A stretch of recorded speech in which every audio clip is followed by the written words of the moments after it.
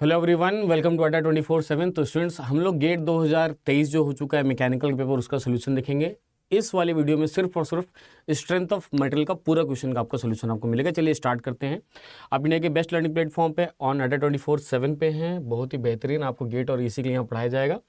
ठीक है, सारी से बता दूं, अगर आप गेट 2024 के लिए तैयारी कर रहे हैं तो गुरुकुल बैच जो 18 महीने का वैलिडिटी है सिर्फ 5,500 मिल रहा है। आज ही अपना कोर्स परचेस करें, आइए लाइव कोर्सेज में मस्त फ़ायदा उठाइए, पढ़िए और गेट एग्जाम के लिए बेहतरीन तरीके से तैयारी करिए। ठीक है, इसमें 77% ऑफ आपको मिल जाएगा और 77% ऑफ मिलने के बाद सिर्फ और सिर्फ 5,500 में 1.5 साल का कोर्स अपना परचेस कर सकते हैं by using my code Y680। Code नहीं भूलेंगे, सिर्फ एक ही कोड लगाएंगे Y680। ठीक है, चलिए ये रहा गेट 2023 का 2023 का ये सॉम का क्वेश्चन, पहला क्वेश्चन नंबर 1।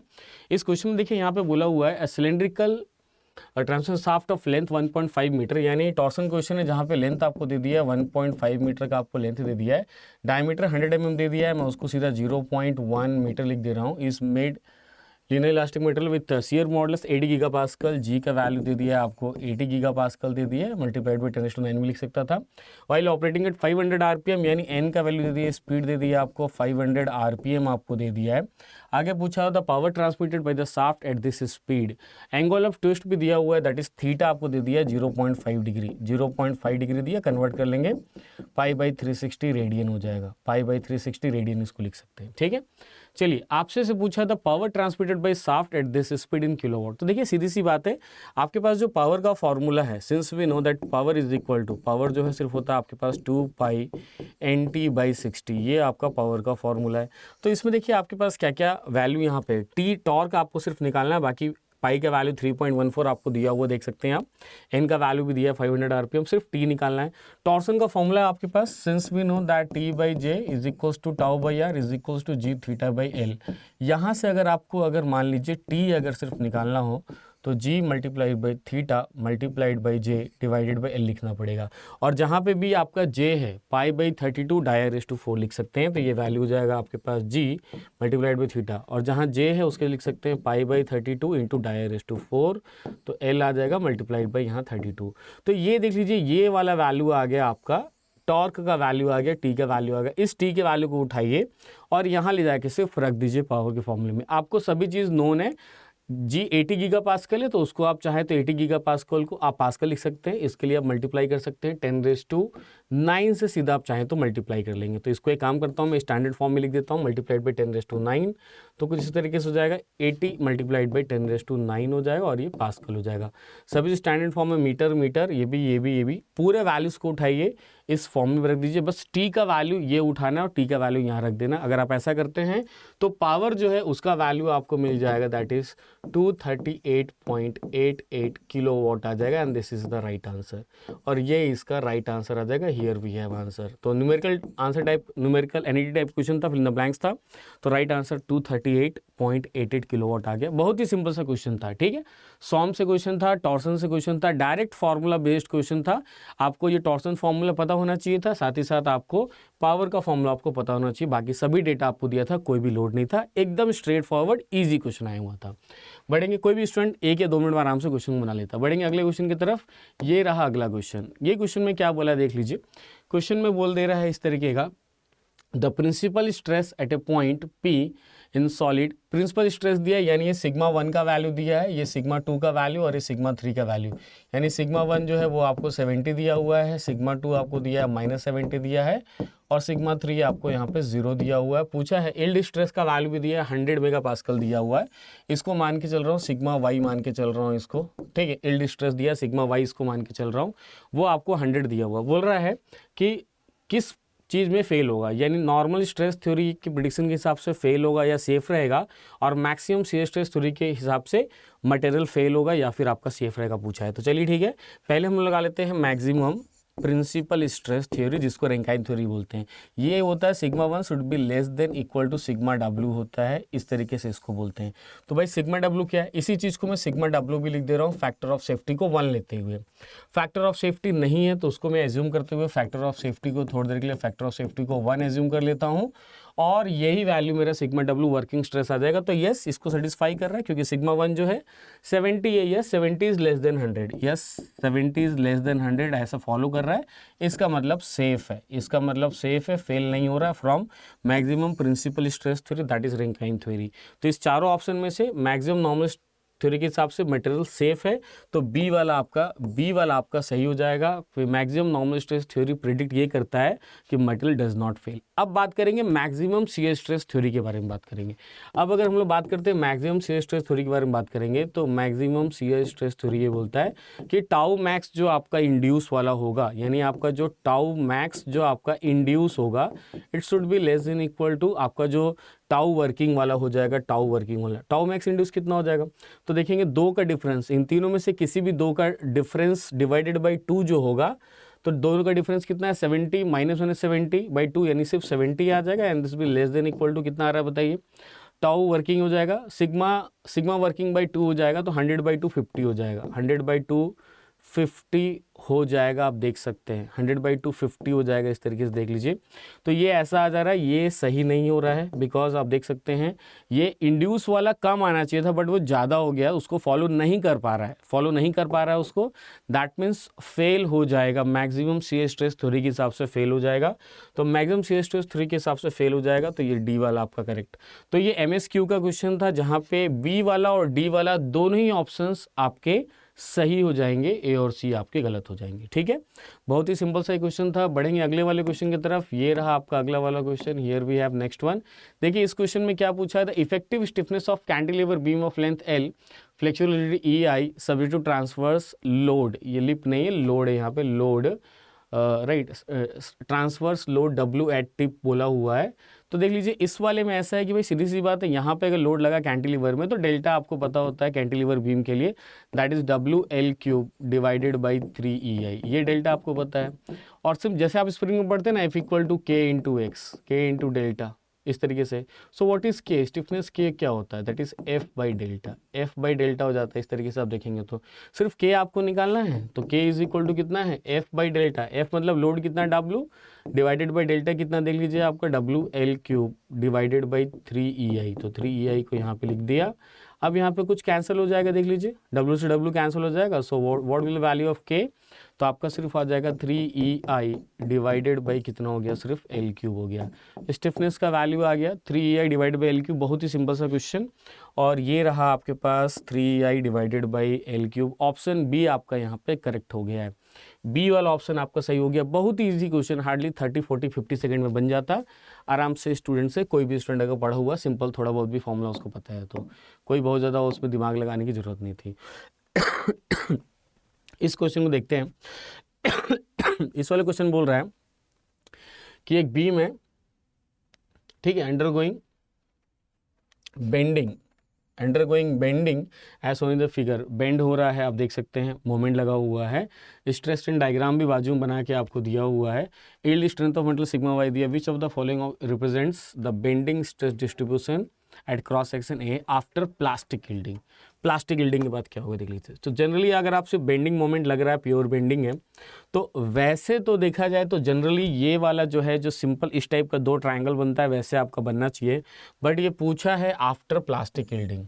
अगर plastic yielding, after plastic yielding के बारे में बात कर रहा है, इसका मतलब इस पॉइंट के बाद के बारे में बात कर रहा है। देख लीजिए इस तरीके से अगर मान लीजिए स्ट्रेस स्ट्रेन डायग्राम बना हुआ है आफ्टर प्लास्टिक यील्डिंग के बाद, यानी इस पॉइंट के बाद में बात कर रहा है। तो इस पॉइंट के बाद में what ever the value of strain, strain का कोई भी वैल्यू, स्ट्रेस का वैल्यू उतना ही है, चेंज नहीं हो रहा है। स्ट्रेस का वैल्यू चेंज नहीं हो रहा है, यानी स्ट्रेस आपका कांस्टेंट होगा एट डिफरेंट लेयर्स। स्ट्रेस का वैल्यू चेंज नहीं होने वाला है।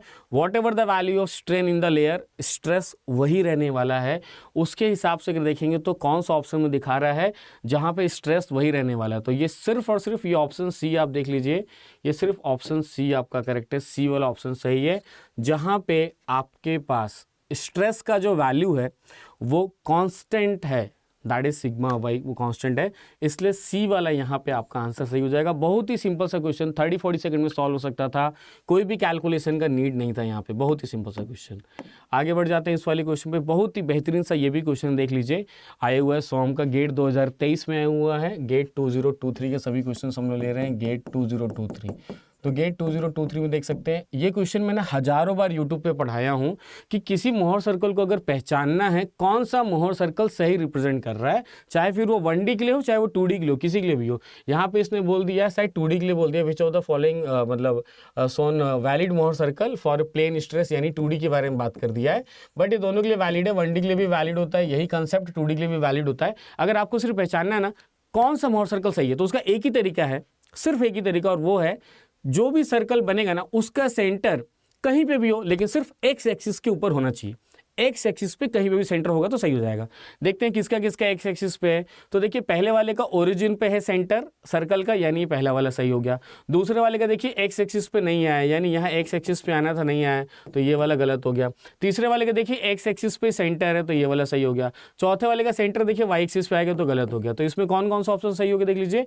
पहला वाला ऑप्शन सही हो गया, ए वाला, और सी वाला ऑप्शन सही हो गया। तो ए वाला ऑप्शन सही है और सी वाला ऑप्शन आपका सही हो गया। बहुत ही सिंपल, हार्डली 10 सेकंड लगेगा इस क्वेश्चन को सॉल्व करने में। जिस स्टूडेंट को ये पता होगा कि कौन सा मोहर सर्कल होता है, पहचानने का सिर्फ एक तरीका कि कोई भी ऐसा सर्कल मोहर सर्कल बन जाए जिसका सेंटर सिर्फ एक्स एक्सिस पे ही होना चाहिए और कहीं नहीं होना चाहिए। ठीक है, चलिए बहुत ही सिंपल सा क्वेश्चन। अगले क्वेश्चन बढ़ेंगे। ये रहा अगला क्वेश्चन हमारे पास। इस क्वेश्चन में बोला हुआ आप देख सकते हैं, यहाँ पे आपको क्वेश्चन में बोल रहा है कि ये देख लीजिए दोनों साइड से फिक्स किया हुआ है सिलेंड्रिकल बार पी और क्यू है, दोनों का एरिया सेम है, दोनों का लेंथ भी सेम दे दिया है देख लीजिए। उसके अलावा अल्फा जो है, अल्फा के बारे में बात कर दूं मैं आपको, अल्फा डिफरेंट आपको दे दिया देख लीजिए। ये पहला वाला पोर्शन है और ये दूसरा वाला पोर्शन है मान लीजिए। तो आपको बोल दिया है कि अल्फा जो है दूसरे वाले का वो ट्वाइस ऑफ अल्फा पहले वाले का, और यंग्स मॉडुलस जो है दूसरे वाले का वो ट्वाइस ऑफ E1 जो है, इस तरीके से आपको दे दिया है, इस तरीके से आपको दे दिया है।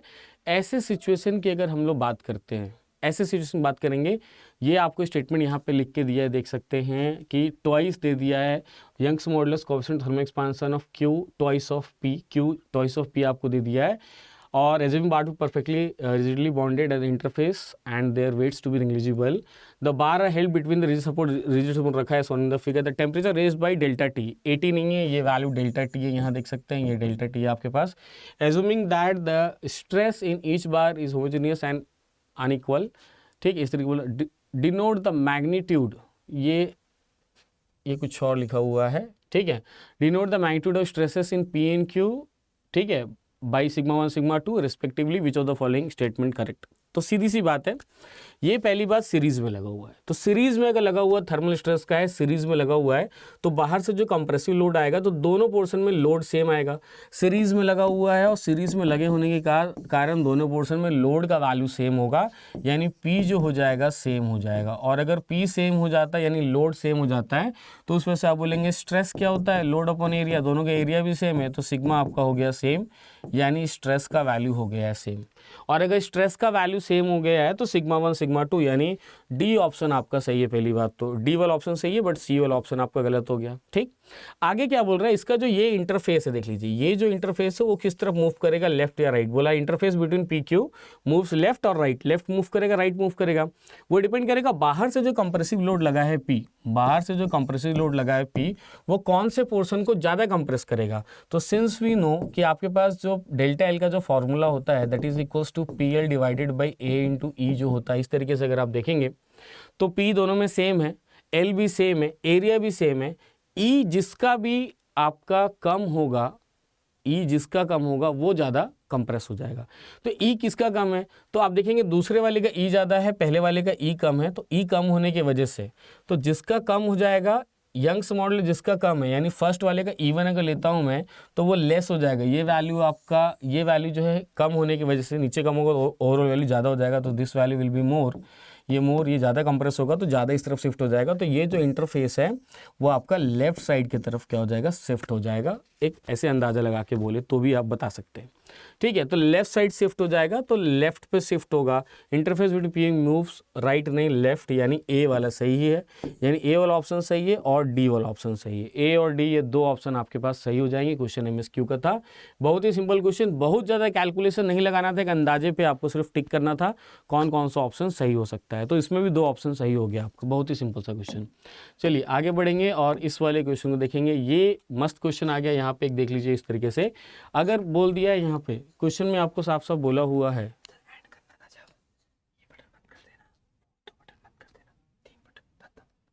ठीक है।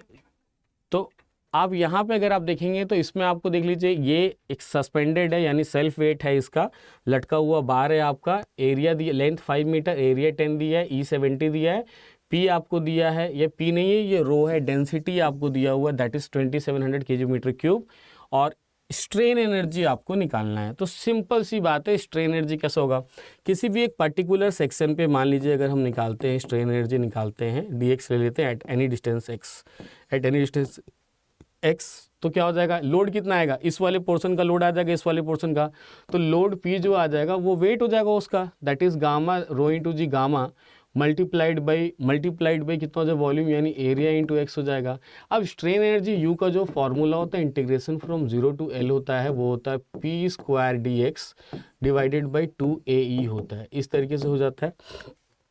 अगर आप इसको पुट यहाँ पे कर देते हैं तो कुछ इस तरीके से हो जाएगा, इंटीग्रेशन फ्रॉम 0 to L हो जाएगा, ये हो जाएगा गामा का स्क्वायर हो जाएगा मल्टीप्लाइड बाई एरिया के स्क्वायर, एक एरिया से कट जाएगा तो एक एरिया बच जाएगा, और x हो जाएगा आपके पास dx हो जाएगा डिवाइडेड बाई 2E बच जाएगा, एरिया कैंसिल हो गया। तो फाइनली जो स्ट्रेन एनर्जी आपको मिल जाएगा वो मिल जाएगा गामा A, और x का x स्क्वायर, x का भी स्क्वायर होगा, सॉरी x का भी स्क्वायर होगा तो x³ 3, तो L³ 3 और 2 6E हो जाएगा। ये फाइनली स्ट्रेन एनर्जी का फॉर्मूला आ गया आपके पास। यहाँ पे सभी डेटा है आपके पास, गामा मतलब रो इंटू जी, गामा मतलब रो इंटू जी को गामा बोल रहे हैं, गामा रो इंटू जी रख लेंगे, और जी का वैल्यू नहीं दिया हुआ है तो जी का वैल्यू को 9.81 मीटर पर सेकेंड स्क्वायर जी के वैल्यू को रख लेते हैं, ठीक है।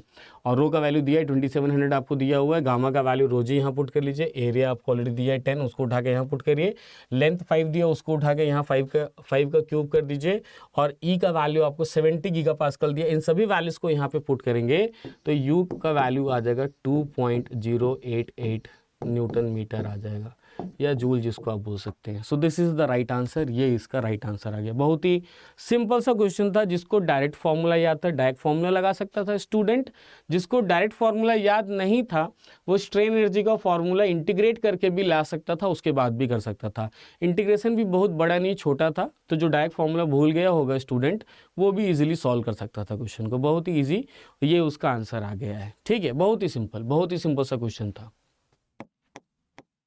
ये वाला अगला क्वेश्चन देखते हैं, देख लीजिए, ये क्वेश्चन ऑलरेडी गेट एग्जाम में ऐसा क्वेश्चन आया हुआ, क्या बोल रहा है, थिन सिलेंडर है, पानी भरा हुआ है, ऐसे लटका हुआ है, आप देख सकते हो थिन सिलेंडर में, आपको बोल रहा है सिग्मा एल जो है, यानी जो एक्सेल स्ट्रेस है उसको सिग्मा 1 से शो कर रहा है, और आपका सिग्मा थीटा जो हुप स्ट्रेस है उसको सिग्मा 2 से आपको शो कर रहा है, और आपको पूछा है कि कौन सा ग्राफ सही है। तो सीधी सी बात मैं आपको बता दूं, अगर आप एक्सेल स्ट्रेस का यहाँ पे फॉर्मूला नहीं लगा सकते हैं, तो एक्सेल स्ट्रेस जो है आपके पास जिसको आप सिग्मा 1 बोल रहे हैं उसका फॉर्मूला नहीं लगा सकते हैं, बिकॉज यहाँ पे वाटर बड़ा प्रेशर यूनिफॉर्म नहीं हर जगह।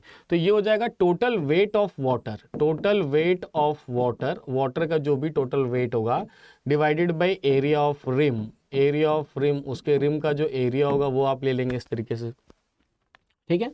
तो टोटल वेट ऑफ वाटर तो कांस्टेंट है, चाहे किसी भी पॉइंट पे आप निकालें, चाहे यहाँ पे आप स्ट्रेस निकालो, चाहे यहाँ पे निकालो थिन सिलेंडर में, चाहे यहाँ पे निकालो, चाहे कहीं पे भी निकालो, चाहे यहाँ पे क्यों नहीं निकालो, कहीं पे भी आप किसी भी पॉइंट पे along the length of cylinder पे अगर आप निकालते हो एक्सियल या लॉन्गिट्यूडनल स्ट्रेस, तो वो तो सेम कांस्टेंट आने वाला है, यानी सिग्मा 1 आपका हो जाएगा कांस्टेंट हो जाएगा।